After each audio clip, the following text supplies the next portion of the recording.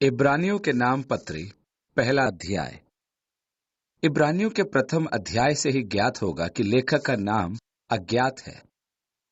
लेखक की गुमनामी ने बाइबल के पंडितों में से इसे वाद विवाद का एक विषय बना दिया है। लेखक के विषय में अनेक विद्वानों ने अनेक मत प्रस्तुत किए हैं, परंतु हम किसी निष्कर्ष पर नहीं पहुंच सकते क्योंकि लेखक ने अपना नाम प्रस्तुत नहीं किया है। मेरे अपने विचारों में यह पत्र पौलुस द्वारा लिखा गया है क्योंकि इस पत्र की लेखन शैली पौलुस के अनुरूप है। हमारे लिए जो महत्व की बात है वो यह है कि परमेश्वर क्या कहता है और उस पर ही हमें विश्वास रखना है। मैं जब भी कुछ कहता हूं कि यह मेरा विचार है, जिन्हें स्वीकार करना या नहीं करना मेरी इच्छा है। आपको तो मात्र उसी पर दृढ़ रहना है जो भला और सत्य है। हमें सांसारिक लेखक के विषय में चिंतित नहीं होना चाहिए क्योंकि वास्तविक लेखक तो पवित्र आत्मा है। क्योंकि पौलुस कहता है, हर एक पवित्र शास्त्र परमेश्वर की प्रेरणा से रचा गया है। दूसरा तीमुथियुस उसके 3 अध्याय के 16वीं आयत से हमें विदित होता है कि यह पत्र इब्रानी विश्वासियों को लिखा गया है। यरूशलेम की कलीसिया में यहूदी व्यवस्था को विश्वास का आधार माना जाता था। वे अन्य जाति विश्वासियों पर भी यहूदी व्यवस्था को बलपूर्वक व्यवहार में लाना चाहते थे। वे अंताकिया में भी अन्य जाति विश्वासियों को प्रभावित कर रहे थे कि वे मूसा की व्यवस्था का पालन करें, जिसमें मुख्य रूप से खतना करना अनिवार्य था। यरूशलेम में मसीही विश्वासी यहूदी मत के अधीन थे। वे मसीही विश्वासी अपनी प्रथाओं में कट्टर थे। वे विशेष प्रकार के मांस का खाना उचित नहीं मानते थे। उनके लिए मंदिर में जाना भी अनिवार्य था। यरूशलेम में मसीहियों के लिए मंदिर में जाना भी अनिवार्य रीति थी। यीशु को ग्रहण करने के उपरांत भी मंदिर में बलि चढ़ाना उनकी प्रथा में था। इसलिए इब्रानियों के लेखक यह स्पष्ट करता है कि यहूदी प्रथा व्यर्थ का प्रयास है और उनका अनुसरण मसीह यीशु का त्याग है। यहाँ हम चेतावनियों का साक्षात्कार करते हैं जिनमें स्वर्गीय वस्तुओं का आनंद लेने के पश्चात हम एक विश्वासी को सांसारिक प्रथाओं में स्वयं को रत पाते हैं। परमेश्वर का वचन हमें यह स्पष्ट करता है कि मसीह के सदाकालीन बलिदान के पश्चात मनुष्य के लिए बलिदान अब अनिवार्य नहीं रहा। यह पत्र परमेश्वर के अस्तित्व के वर्णन से आरंभ होता है, जो बाइबल का प्रमुख विषय भी है। इसको नजरअंदाज करने का प्रयास नहीं किया गया है क्योंकि परमेश्वर जो अस्तित्ववान है हमेशा अस्तित्व में रहेगा। मनुष्य के साथ तो ऐसा हो भी सकता है यदि उसका जन्म पंजीकृत न किया गया हो, परंतु परमेश्वर के संदर्भ में बाइबल ऐसा नहीं करती कि वह उसके अस्तित्व की खोज करे। परमेश्वर ने हमें अपना वचन दिया है। यही एक प्रमाण है कि वचन का देने वाला उपस्थित एवं अस्तित्ववान है। यदि वह नहीं होता तो मनुष्य से कैसे बात करता। इस प्रकार यह सिद्ध होता है कि वह हमसे बातें करता है। अब पहली आयत। पूर्व युग में परमेश्वर ने बाप दादों से थोड़ा थोड़ा करके और भांति भांति से भविष्यद्वक्ताओं के द्वारा बातें करके। देखिए, यह पत्र इस स्वीकरण द्वारा आरंभ होता है कि परमेश्वर ने विभिन्न समय तथा विभिन्न विधियों द्वारा हमसे बातें की हैं। पुराने नियम इन विभिन्न स्थानों एवं विधियों का विवरण है। उत्पत्ति की पुस्तक में हमें देखने को मिलता है कि परमेश्वर स्वर्गदूतों के माध्यम से वार्तालाप करता था। उस युग में स्वर्गदूत संदेशवाहक होते थे। स्वर्गदूत के मूल एंगलोस का अर्थ है संदेशवाहक। इसके पश्चात निर्गमन के पुस्तक में देखने को मिलता है कि परमेश्वर अपने अभिषिक्त जनों के माध्यम से वार्तालाप करता था। जैसे कि इजरायलियों ने मूसा से कहा कि वह पर्वत पर जाकर परमेश्वर के निर्देशों को उनके लिए लेकर आए। वे स्वयं सीने पर्वत पर जाने से भयभीत थे क्योंकि वहां अग्नि, धुआं तथा नरसिंगों की ध्वनि का वातावरण छाया हुआ था। इसलिए निर्गमन की पुस्तक 24वें अध्याय की 3री आयत में लिखा है, तब मूसा ने लोगों के पास जाकर यहोवा की सब बातें और सब नियम सुना दिए। तब सब लोग एक स्वर से बोल उठे कि जितनी बातें यहोवा ने कही हैं उन सब बातों को हम मानेंगे। यहां मूसा परमेश्वर का संदेशवाहक था। परमेश्वर धीरे धीरे याजकों द्वारा इजराइल से बातें करने लगा। जब इजराइल परमेश्वर की इच्छा को जानना चाहता था तब वे याजक के पास आते थे और याजक परमेश्वर की इच्छा के अनुसार उनके लिए विधियों को संपन्न किया करता था। समय के अंतराल में परमेश्वर के भविष्यद्वक्ता खड़े हुए और वे इज़राइल के लिए परमेश्वर के वक्ता कहलाए। कभी कभी परमेश्वर के वार्तालाप की विधि बड़ी ही विचित्र होती थी।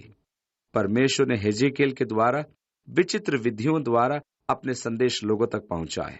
नाटक के रूप में इज़राइल पर आने वाले परमेश्वर के न्याय का चित्रण भी उसने किया है।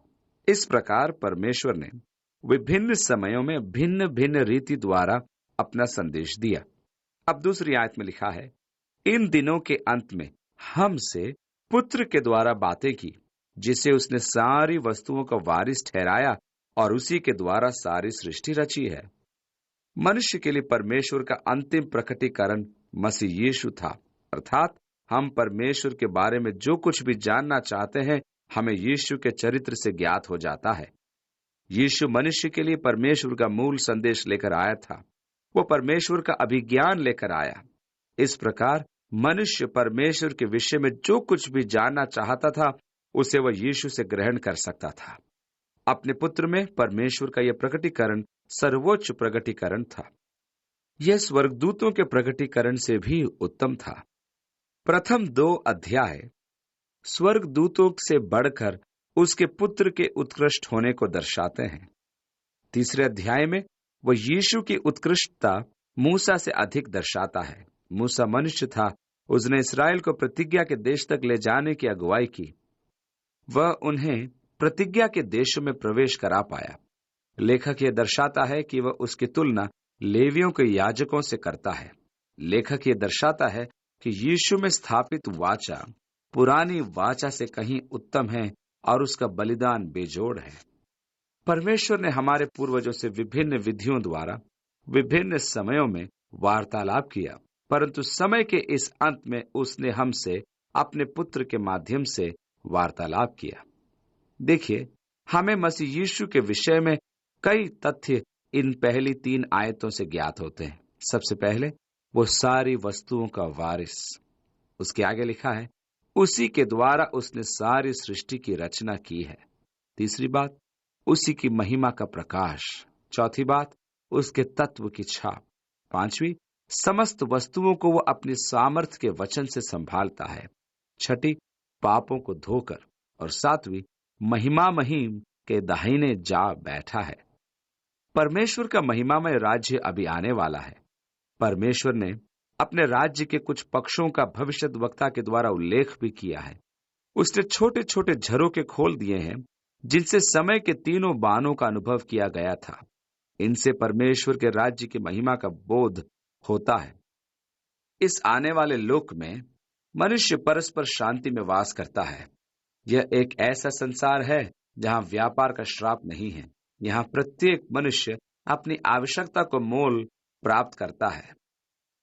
यहाँ सबकी आवश्यकताएं पूरी होती हैं। यहाँ मनुष्य प्रेम एवं मेल मिलाप में रहता है। यह एक ऐसा संसार है जहाँ रोग एवं शारीरिक दोष नहीं है। यहाँ लंगड़े आनंद से उछलते हैं। यहाँ गूंगे परमेश्वर का स्तुतिगान करते हैं और अंधे परमेश्वर की महिमा को देखते हैं। भविष्यद्वक्ताओं ने इस महिमामय युग एवं महिमामय राज्य को देखा है, जिस पर राज्य करने के लिए परमेश्वर ने अपने पुत्र का अभिषेक किया कि वह राजाओं का राजा तथा प्रभुओं का प्रभु हो। उसकी प्रभुता सर्वदा बढ़ती रहेगी और उसकी शांति का अंत न होगा। इसलिए वह उसको दाऊद की गद्दी पर इस समय से लेकर सर्वदा के न्याय और धर्म के द्वारा स्थिर किए और संभाले रहेगा। सेनाओं के यहोवा की धुन के द्वारा यह हो जाएगा। उन्होंने इस महिमामय युग को देखा जिसे परमेश्वर स्थापित करेगा। हम जो मसीह यीशु अर्थात समस्त वस्तुओं के वारिस हैं, उसके द्वारा पुत्र स्वीकार किए गए हैं। दूसरा, उसी के द्वारा उसने सारी सृष्टि रची है। देखिए, परमेश्वर द्वारा जगत की सृष्टि की गई, अर्थात आदि में वचन था और वचन परमेश्वर के साथ था और वचन परमेश्वर था और यही आदि में परमेश्वर के साथ था। सब कुछ उसी के द्वारा उत्पन्न हुआ और जो कुछ उत्पन्न हुआ है उसमें से कोई भी वस्तु उसके बिना उत्पन्न न हुई। ऐसा यूहन्ना के पहले अध्याय की पहली 3 आयतों में लिखा है। कुलुसियों को लिखे पत्र में पौलुस स्पष्ट करता है कि प्रभु ही वचन के समस्त वस्तुओं की रचना करता है। उसके द्वारा तथा उसके लिए ही संपूर्ण सृष्टि रची गई है। उसी के द्वारा सारी सृष्टि यथावत स्थिर है। यही कारण है कि उसे सृष्टिकर्ता घोषित करके स्वीकार किया गया है। अंत में उस महिमा का प्रकाश।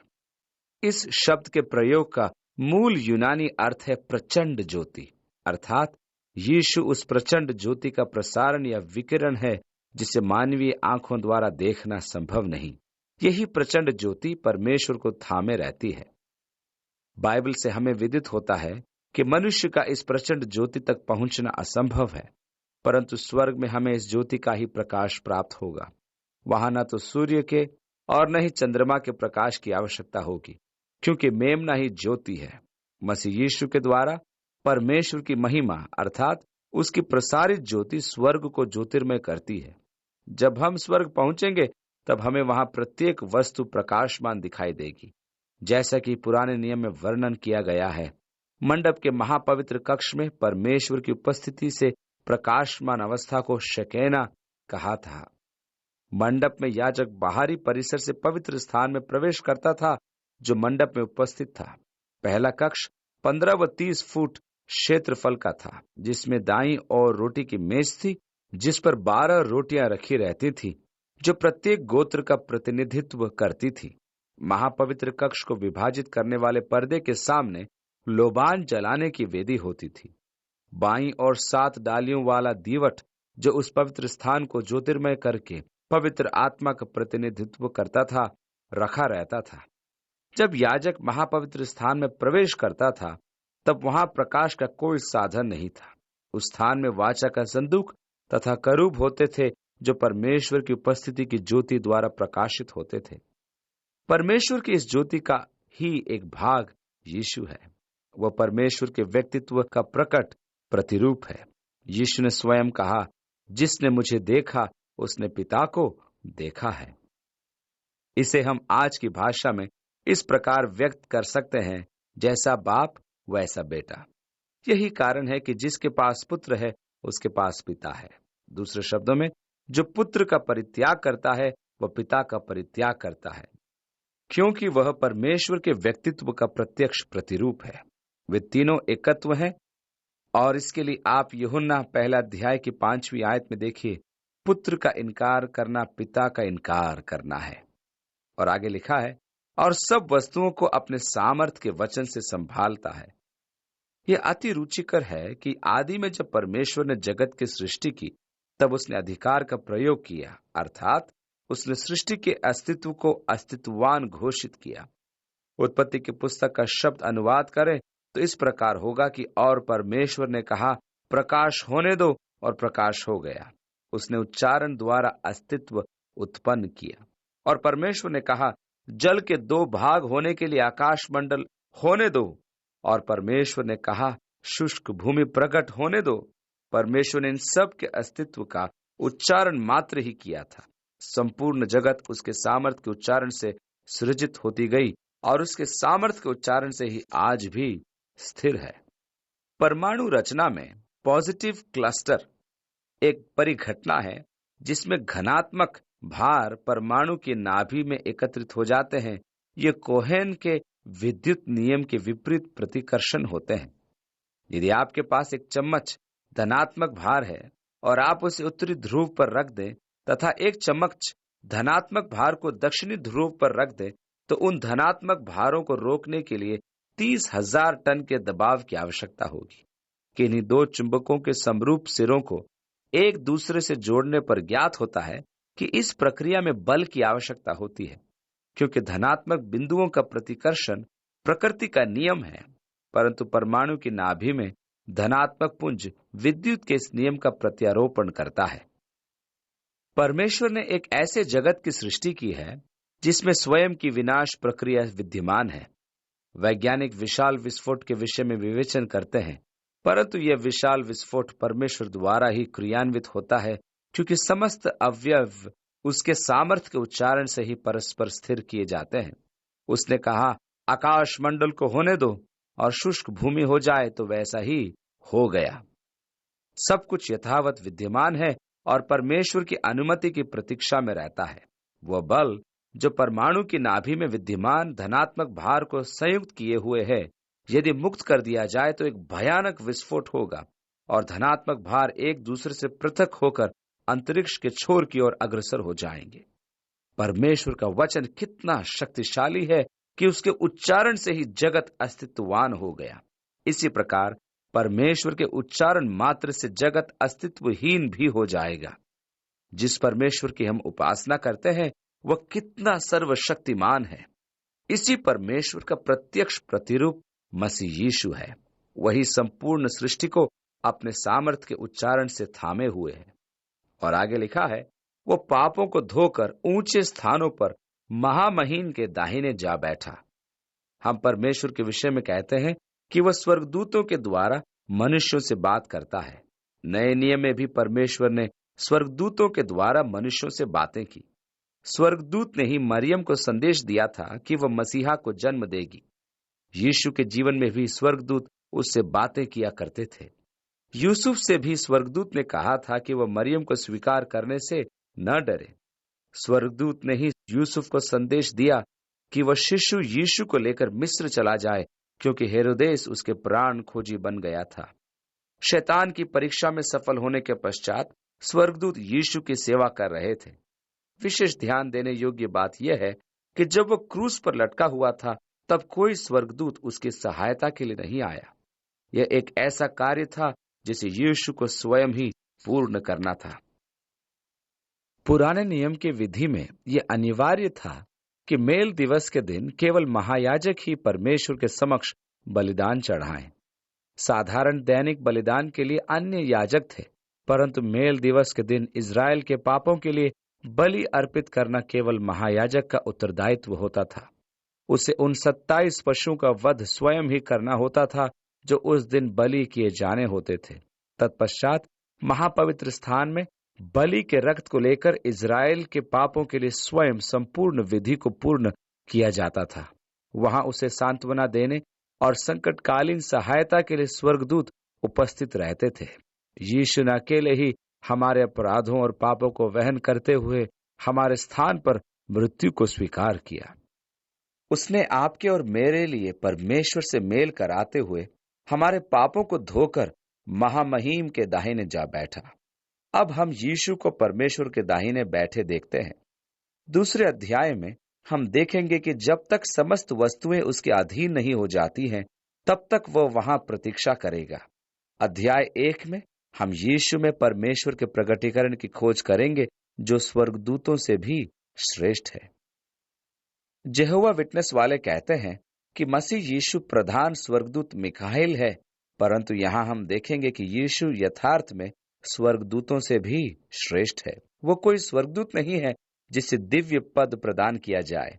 वह आदि में परमेश्वर के साथ था। वह आदि से ही परमेश्वर के साथ अस्तित्व में था।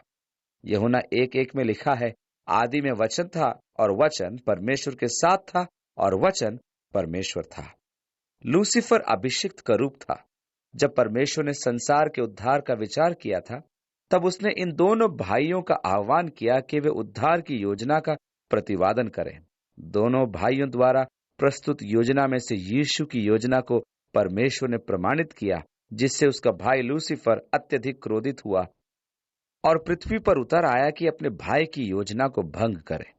हम ये जानते हैं कि यीशु लूसीफर से कहीं अधिक श्रेष्ठ है। सत्य तो यह है कि यीशु लूसीफर का विपरीत भी नहीं है। लूसीफर दुष्ट स्वर्गदूत था। दुष्ट भाई की तुलना में यीशु भला और धर्मी स्वर्गदूत है। लूसीफर को मसीह यीशु की तुलना में रखना भी अनर्थ है। अनेक अवसरों पर हम शैतान की परमेश्वर से तुलना करके उसे परमेश्वर के विपरीत दर्शाते हैं। हमें ऐसा कदापि नहीं करना चाहिए, क्योंकि वे पूर्णतः पृथक श्रेणियों में आते हैं। परमेश्वर स्वयं में अस्तित्ववान अनंत सृष्टि करता है, जबकि शैतान मात्र एक परमेश्वर की सृष्टि है। उसकी तुलना परमेश्वर से नहीं की जा सकती, चाहे परमेश्वर के विपरीत वो क्यों ना हो। लूसीफर मिकाएल का विपरीत हो सकता है और उनमें स्पर्धा हो सकती है। उन्होंने मूसा के पार्थिव शरीर के लिए स्पर्धा की थी। मिकाएल ने उसके विरुद्ध आक्रोशपूर्ण दोषारोपण नहीं किया, परंतु यह कहा, प्रभु तुझे डांटे। जब परमेश्वर का संदेश लेकर स्वर्गदूत दानियल के पास आ रहा था, तब शैतान ने उसे बंदी बना लिया। उसे मुक्त कराने के लिए मिखाइल को आना पड़ा। और लिखा है, परंतु मिखाइल जो मुख्य प्रधानों में से है, वह मेरी सहायता के लिए आया। मिखाइल और शैतान पूर्व में भी विरोधी रह चुके हैं और प्रकाशित वाक्य की पुस्तक के अनुसार वे पुनः परस्पर विरोध में होंगे। मिखाइल और उसके दूतों का शैतान और उसके दूतों के साथ युद्ध होगा। और चौथी आयत में लिखा है, और स्वर्गदूतों से उतना ही उत्तम ठहरा जितना उसने उनसे बड़े पद का वारिस होकर उत्तम नाम पाया। क्योंकि स्वर्गदूतों में से उसने कब किसी से कहा कि तू मेरा पुत्र है, आज तू मुझसे उत्पन्न हुआ, और फिर यह कि मैं उसका पिता होऊंगा और वो मेरा पुत्र होगा। भजन संहिता 2:7 में परमेश्वर ने उसके विषय में यह घोषणा की थी कि तू मेरा पुत्र है, आज तू मुझसे उत्पन्न हुआ है। परमेश्वर लूसीफर से ऐसा कभी नहीं कहता। परमेश्वर ने मिखाइल के लिए कभी ऐसा नहीं कहा। यह केवल मसीह यीशु के लिए कहा गया है। यूहन्ना 3:16 में लिखा है, परमेश्वर ने जगत से ऐसा प्रेम किया कि उसने अपना एकलौता पुत्र दे दिया। और यहां पर तू मेरा पुत्र है, आज तू मुझसे उत्पन्न हुआ। 5वीं आयत में, मैं उसका पिता होऊंगा और वो मेरा पुत्र होगा। ये भविष्यवाणी दूसरे शमूएल की पुस्तक उसके 7वें अध्याय में है। जब दाऊद परमेश्वर के लिए भवन बनाने की इच्छा प्रकट करता है, तब परमेश्वर नातान भविष्यद्वक्ता के द्वारा उसके पास संदेश भेजता है कि दाऊद परमेश्वर के लिए भवन न बनवाए, क्योंकि उसके हाथ रक्त रंजित थे। इसलिए अब तू मेरे दास दाऊद से ऐसा कहे कि तब मैं तेरे निज वंश को तेरे पीछे खड़ा करके उसके राज्य को स्थिर करूंगा, और मैं उसके राजगद्दी को सदैव स्थिर रखूंगा। मैं उसका पिता ठहरूंगा और वो मेरा पुत्र ठहरेगा। परमेश्वर की इस घोषणा पर दाऊद मूक रह गया। दाऊद ने परमेश्वर के समक्ष घुटने टेकते हुए कहा, हे प्रभु यहोवा, क्या कहूं, और मेरा घराना क्या है कि तूने मुझे यहां तक पहुंचा दिया है। परमेश्वर जब अपने प्रेम एवं अपनी भलाई को सीमा तक प्रकट करे, जबकि आप मूक रह जाएं, तो वह कैसी महिमामय अवस्था होगी। एक बड़े लेखक ने लिखा है, जब आराधना अपनी सीमा को पार कर लेती है, तब शब्द नहीं रहते। परमेश्वर तू असीम है, मैं क्या कहूं। लेखक इसके अनेक संदर्भ देता है। इब्रानी के लेखक को पुराने नियम के संपूर्ण शास्त्रों का अच्छा ज्ञान था। और 6ठी आयत में, और जब पहिलौठे को जगत में फिर लाता है तो कहता है कि परमेश्वर के स्वर्गदूत उसे दंडवत करें। ये सेप्तुआजिंत के निर्गमन 32:43 से है। सेप्तुआजिंत संस्करण के लिए यह आवश्यक हो गया है कि जन साधारण की भाषा में अनुवाद उपलब्ध हो, जिससे कि धर्मशास्त्र का पढ़ा जाना एवं समझा जाना सरल हो जाए। अतः पुराने नियम के यूनानी अनुवाद का संपादन किया गया और उसे सेप्तुआजिंत कहा गया। परमेश्वर ने स्वर्गदूत से क्या कहा? और स्वर्गदूतों के विषय में यह कहता है कि वह अपने दूतों को पवन और अपने सेवकों को धधकती आग बनाता है। परंतु पुत्र से कहता है कि हे परमेश्वर, तेरा सिंहासन युगानुयुग रहेगा, तेरे राज्य का राजदंड न्याय का राजदंड है। यहाँ एक विचित्र तथ्य देखने को मिलता है कि भजन संहिता 45:6-7 में यूहन्ना यीशु को परमेश्वर कहता है। पौलुस भी यीशु को परमेश्वर कहता है। थोमा कहता है, मेरे प्रभु और मेरे परमेश्वर। यहोवा विटनेस के लिए यह लज्जाजनक बात है कि वे यीशु को परमेश्वर कहने में कष्ट का अनुभव करते हैं, जबकि परमेश्वर स्वयं उसे परमेश्वर कहता है। 8वीं आयत से आगे लिखा है, परंतु पुत्र से कहता है कि हे परमेश्वर, तेरा सिंहासन युगानुयुग रहेगा, तेरे राज्य का राजदंड न्याय का राजदंड है। तूने धर्म से प्रेम और अधर्म से बैर रखा।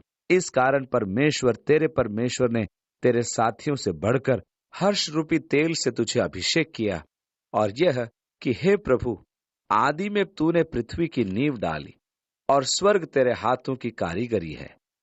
यह भजन 102:25 का संदर्भ है।